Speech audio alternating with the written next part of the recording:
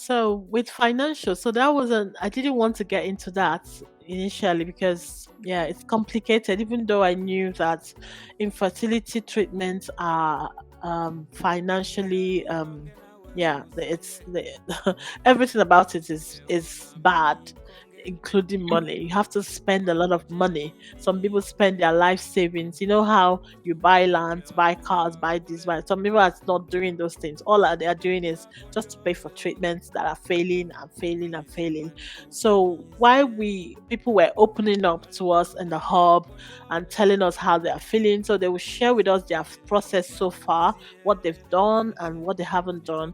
And I could pick out from those responses that there is a financial dimension to the emotional traumas that they're going through.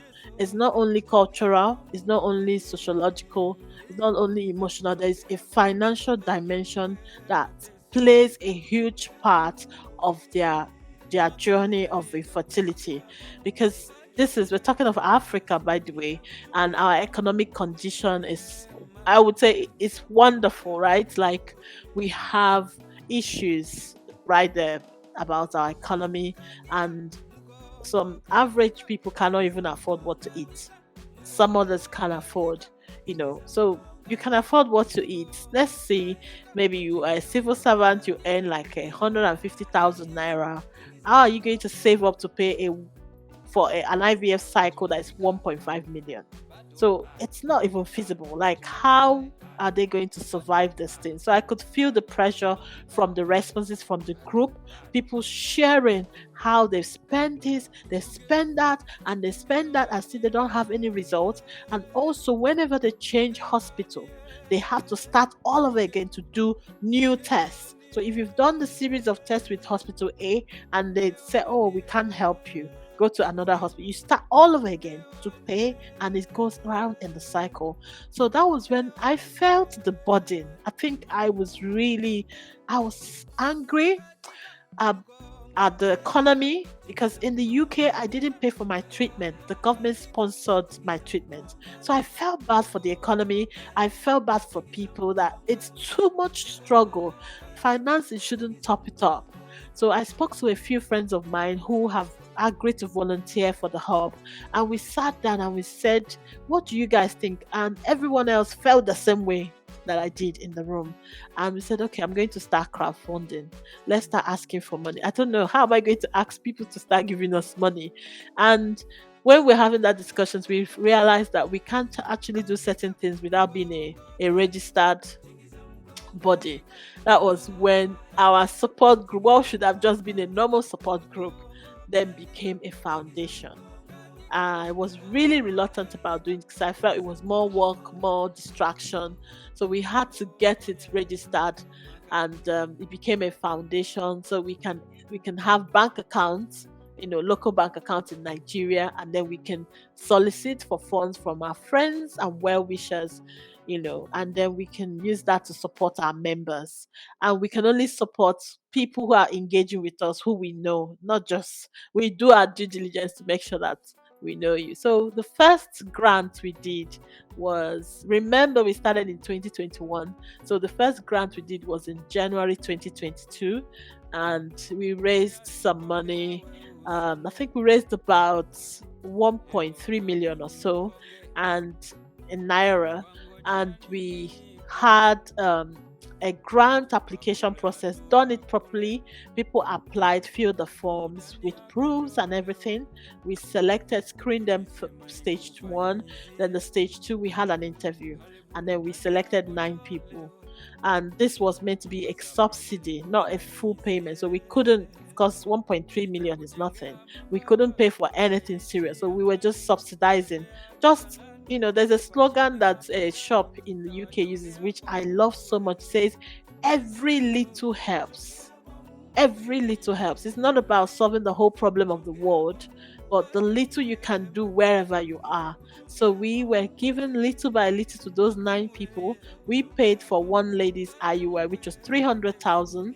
Then we paid for the other, a few people for their IVF procedure, we subsidize for them because they have been saving. So we made sure that we gave it to people who have been saving and they just needed a top up to carry out their activities. Then we paid for fertility treatment. And in total, since the past 1 year, we've been able to help 11 people financially. So that's a combination of subsidy for IUI, IVF, and treatments and diagnostic investigations and things like that. And it has helped them. I have seen, in fact, let me share one testimony of our grant um, project. So this lady had done, I think she's done like 4 IUIs, IVFs that failed. Then she's in one of those procedures, she had a child. This child turned 2 years and died. So she was back again on the trying to conceive journey. So when we had her interview, we were crying. We were all the panel. I had even the man that was in our panel was crying. We're all crying, and we selected her because we wanted to support her. We wanted to encourage her. It was more like we wanted to hold her hands and say, "Look, don't give up. You know, I know you spent so much. I know you lost a child. Don't give up. We're going to be there for you." So we gave her 250,000 naira to support her next procedure. She did the procedure, guys. It failed.